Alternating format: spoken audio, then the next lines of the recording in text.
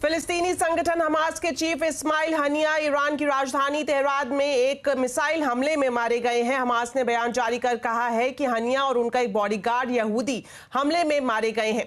Haniyeh Iran के नए president के शपथ ग्रहण के लिए तेहरान आए थे। आमतौर पर हनिया तुर्की और कतर में रहा करते थे। इजराइल के हेरिटेज मंत्री एमिची एलियाहू ने इस घटना पर प्रतिक्रिया देते हुए एक्स पर पोस्ट किया है कि दुनिया की गंदगी साफ करने का सही तरीका यही है। इधर ईरान के सुप्रीम लीडर खमेनी ने कहा है कि इस्माइल हनिया की मौत का बदला लेना ईरान की ड्यूटी है।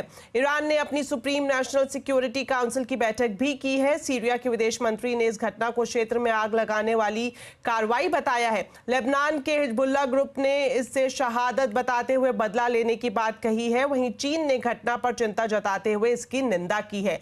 तुर्की और रूस ने भी इस घटना की निंदा की है। आपको बता दें, पिछले साल 7 अक्टूबर को इजराइल पर हमास ग्रुप के हमले के बाद इजराइल ने इस्माइल हनिया को मार गिराने की शपथ ली थी। इस हमले में करीब 1200 इजरायली मारे गए थे। तब से गाजा पट्टी पर चल रहे इजरायली ऑपरेशन में अब तक करीब 40,000 लोग मारे जा चुके हैं।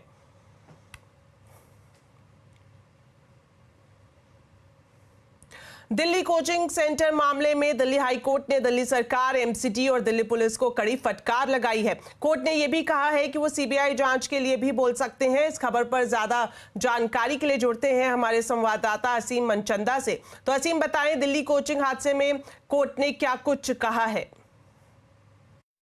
दिल्ली के ओल्ड राजेंद्र नगर में कोचिंग सेंटर में हुई घटना की जांच की मांग को लेकर के दिल्ली हाई कोर्ट में याचिका दायर की गई थी। दिल्ली हाई कोर्ट ने आज इस मामले में दिल्ली सरकार, दिल्ली पुलिस और एमसीडी को कड़ी फटकार लगाई। सबसे पहले तो दिल्ली सरकार को फटकार लगाते हुए हाई कोर्ट ने कहा कि आपके पास अधिकारियों को वेतन देने के लिए पैसे नहीं है, आपके अधिकारी दिवालिया हो गए हैं, ऐसे में आप दिल्ली का इंफ्रास्ट्रक्चर किस तरह से अपग्रेड करेंगे। दिल्ली हाई कोर्ट ने यह भी कहा कि हमें लगता है कि इस मामले की जांच सीबीआई को सौंप देनी चाहिए। इसके बाद दिल्ली हाई कोर्ट ने दिल्ली पुलिस को फटकार लगाई। उनसे कहा कि आपने अब तक इस मामले में क्या कार्रवाई की है। आप राह पर चलते हुए आदमी को पकड़ करके अंदर कर देते हैं, लेकिन आप ये बताइए कि अभी तक आपने एमसीडी के अधिकारियों के ऊपर क्या कार्रवाई की। तो दिल्ली हाई कोर्ट ने अब एमसीडी के जो निदेशक हैं, दिल्ली पुलिस के डीएसपी हैं और आईओ हैं, उन सबको शुक्रवार को बुलाया। उनसे कहा है कि आप इस पूरे मामले की सारी फाइलें लेकर के आइए, हम देखना चाहते हैं कि इस मामले में अब तक क्या कार्रवाई हुई है। अब इस मामले की सुनवाई शुक्रवार को दिल्ली हाई कोर्ट में दोबारा से होगी। शुक्रिया असीम इस पूरी जानकारी के लिए। वहीं कोचिंग हादसे मामले में दिल्ली में लगातार विरोध प्रदर्शन चल रहा है। आज भी बड़ी संख्या में सड़कों पर उतरकर विरोध प्रदर्शन किया छात्रों ने और आज छात्रों से मिलने जयाप्रदा भी पहुंची। डिटेल्स के साथ जुड़ गए हैं आलोक प्रियदर्शी। तो आलोक, बताएं, आप जहां मौजूद हैं वहां पर इस वक्त विरोध प्रदर्शन चल रहा है, क्या कुछ माहौल है वहां का? बिल्कुल, देखिए यहाँ पर काफी संख्या में यूपीएससी के जो तैयारी करने वाले छात्र यहाँ जमे हुए हैं। शनिवार को जो हादसा हुआ था, दुखद हादसा, उसके बाद से ये चौथा दिन आप देख सकते हैं पुलिस ने बैरिकेड किया हुआ है। उसके अंदर ही तमाम छात्र अपना विरोध प्रदर्शन कर रहे हैं। उनकी कुछ स्पेसिफिक मांगे हैं और वो कह रहे हैं कि जब तक उनकी मांगे नहीं मानी जाएगी वो यहाँ से नहीं हिलेंगे। हालांकि उन्होंने ये भी कहा कि वो चाहते हैं कि वो तैयारियों में जल्दी से जल्दी जुटे, क्योंकि उनका एक एक मिनट, एक एक सेकंड काफी कीमती है और उसके बाद कीमती है और लिहाजा वो चाहते हैं कि यहाँ से वो जाएं। लेकिन प्रशासन उनकी जो मांग है वो कितनी जल्दी पूरी करती है वो देखने वाली बात होगी। उनका मानना है कि जो यहाँ पर छात्र जिनकी मौत हुई है उनको 5 करोड़ रुपए मुआवजा दिया जाए। साथ ही साथ जो तमाम कोचिंग संस्थान यहाँ चल रहे हैं उनको रेगुलेट किया जाए, उनमें जो भी दिक्कतें हुई थी उसको देखा जाए। साथ ही जो बेसमेंट में कितने छात्र उस वक्त वहाँ मौजूद थे, ये मेरे पीछे आप देख सकते हैं, जो ये राव स्टडी सर्किल है, यहीं पर वो हादसा हुआ था और कितने उस वक्त छात्र उस मौजूद थे उसकी सीसीटीवी फुटेज मुहैया कराई जाए। ये तमाम मांगे हैं जो कि छात्र यहाँ पर चाह रहे हैं और चाह रहे हैं कि इस जो आइंदे इस तरह की दुर्घटना ना हो, उसके लिए कोई ठोस कदम सरकार प्रशासन की तरफ से उठाया जाए। तो ये मांगे हैं यहाँ पर मुख्य। कई दलों के जो नेता है धीरे धीरे यहाँ आना शुरू हो चुके हैं। आम आदमी पार्टी के कुछ लोग आए हैं यहाँ पर। थोड़ी देर पहले जो पूर्व राज्यसभा सांसद और फिल्म एक्ट्रेस जयाप्रदा भी आई थी। लेकिन सवाल यह है कि छात्रों का रोष जो है, गुस्सा है, इससे शांत होने वाला नहीं है। वो चाहते हैं कि इनके लिए कोई एक ठोस पहल, ठोस रणनीति बनाए सरकार की तरफ से, तब जाके वो यहाँ से हटेंगे। जी आलोक, शुक्रिया इस पूरे अपडेट के लिए। तो जिस तरह से आलोक बता रहे थे कि बड़ी मांग यही है कि कोचिंग सेंटर को रेगुलेट किया जाए और इस दिशा में कल ही दिल्ली सरकार का भी बयान आया कि जल्द एक पॉलिसी लाई जाएगी। चलिए बढ़ते हैं आगे। यूपीएससी ने पूजा खेडकर का सिलेक्शन रद्द कर दिया है। पूजा खेडकर अब ट्रेनी आईएएस नहीं रही। 2023 बैच की ट्रेनी आईएएस पूजा पर सिलेक्शन के लिए अपनी पहचान बदलने और विकलांगता सर्टिफिकेट में गड़बड़ी के आरोप है। यूपीएससी ने ट्रेनी ऑफिसर के खिलाफ एफआईआर भी दर्ज कराई थी। जांच में पता चला था कि पूजा ने अपना नाम, माता पिता का नाम, signature, photo, email ID, mobile number और एड्रेस बदलकर यूपीएससी का एग्जाम दिया था। यूपीएससी ने पूजा को नोटिस जारी कर सिलेक्शन काउंसिल कैंसिल करने को लेकर जवाब भी मांगा था, मगर पूजा ने जवाब नहीं दिया, जिसके बाद अब यह बड़ी कार्रवाई की गई है।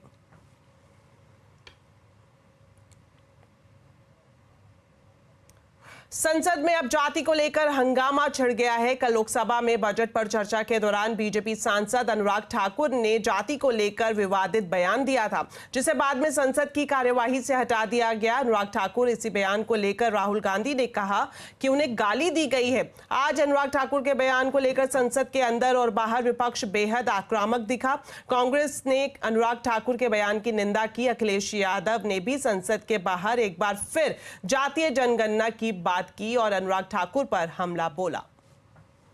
सदन में जो शब्द का इस्तेमाल हुआ था, मुझे तो ये लगता है अनुराग ठाकुर जी को कहा गया है कि 99 बार गाली खा कर के आओ आप सदन में, तब आप मंत्री बनोगे। और जाति का सवाल जिसको जानना है, बाबा साहब भीमराव अम्बेडकर जी की किताब एनिमिलेशन ऑफ कास्ट, एनिमिलेशन ऑफ कास्ट जरूर पढ़नी चाहिए।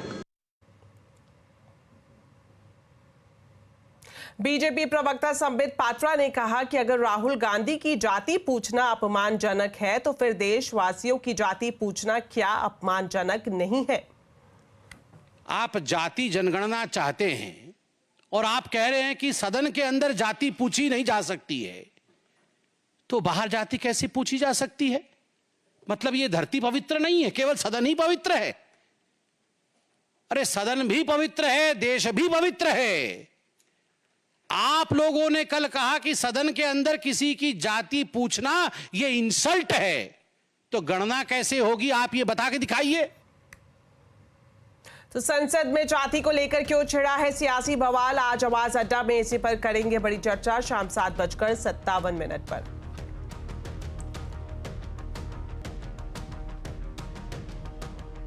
चलिए अब बात करते हैं बाजार की। निफ्टी बैंक एक्सपायरी के दिन बाजार में धुआंधार तेजी दिखी। सेंसेक्स निफ्टी की रिकॉर्ड क्लोजिंग हुई। सेंसेक्स 286 पॉइंट चढ़कर 81,741 पर और निफ्टी 94 पॉइंट चढ़कर 24,951 पर बंद हुआ। मिड कैप इंडेक्स भी रिकॉर्ड ऊंचाई पर बंद हुआ। आज के बाजार में सबसे ज्यादा तेजी मेटल, फार्मा, इंफ्रा शेयरों में दिखी तो रियलिटी, तेल, गैस शेयरों में दबाव दिखा।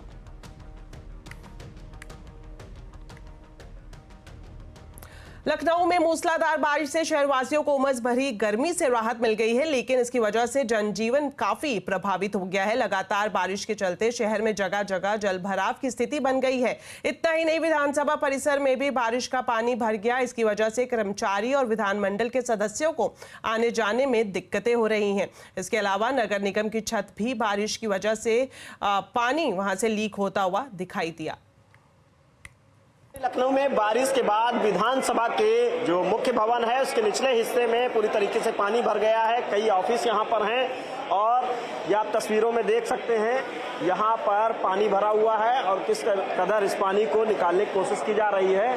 तमाम जो लोग हैं वो यहाँ जल भराव की समस्या से परेशान है। कई दरअसल कार्यालय हैं यहाँ पर, बड़ी तेजी से अलग काम चल रहा है। ये देखिए, ये तस्वीरें हम आपको दिखाएंगे कि यहाँ पर जल भराव है, स्टाफ जो है वो नहीं मौजूद है। वजह यह है कि जल भराव इस तरीके से, हालांकि एक स्टाफ है यहाँ पर, ये जल भराव है। पूरी कोशिश यहाँ पर की जा रही है कि किसी तरीके से इस जल भराव को खत्म किया जा सके। और ये आप स्टाफ यहाँ पर बैठा हुआ है, लेकिन पानी नीचे भरा हुआ है। बड़ी समस्या है। ऐसे ही विधानसभा के जो दूसरे कार्यालय हैं निचले भवन में, यहाँ पर जो निचला हिस्सा है इस भवन का, मुख्य भवन का, वहाँ पर जल भराव है। ब्रेक के बाद आपका स्वागत है और अब बात करते हैं पेरिस ओलंपिक की। पेरिस ओलंपिक के 5वें दिन भारतीय खिलाड़ी शानदार प्रदर्शन कर रहे हैं। एक और मेडल भारत के लिए पक्का हो गया है। भारतीय महिला star boxer Lovlina quarter final में पहुंच गई है। Star badminton player PV Sindhu और लक्ष्य सेन ने बैडमिंटन के प्री क्वार्टर फाइनल में एंट्री ले ली है। श्रीजा अकूला ने महिला टेबल टेनिस की प्री क्वार्टर फाइनल में जगह पक्की कर ली है। वहीं तीरंदाजी में दीपिका कुमारी की भी प्री क्वार्टर फाइनल में एंट्री हो गई है। Swapnil Kusale 50 metre rifle 3 position के फाइनल में पहुंच गए हैं। इसके अलावा ऐश्वर्या प्रताप सिंह तोमर बाहर हो गए हैं। आज शूटिंग में राजेश्वरी कुमारी और श्रेयसी सिंह की जोड़ी शाम 7 बजे क्वालिफिकेशन राउंड खेलेगी। अगर दोनों की जोड़ी फाइनल के लिए क्वालिफाई करती है तो भारत के खाते में एक और मेडल आने की उम्मीदें बढ़ जाएंगी।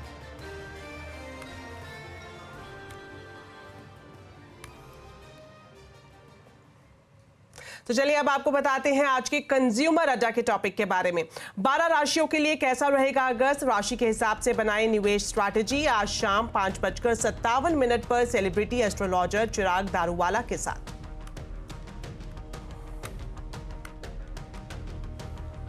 तो चलिए मेरे साथ इस बुलेटिन में इतना ही। आप खबरों पर अपडेट रहें, CNBC आवाज से जुड़े रहें हमारे सोशल मीडिया हैंडल्स के जरिए। नमस्कार।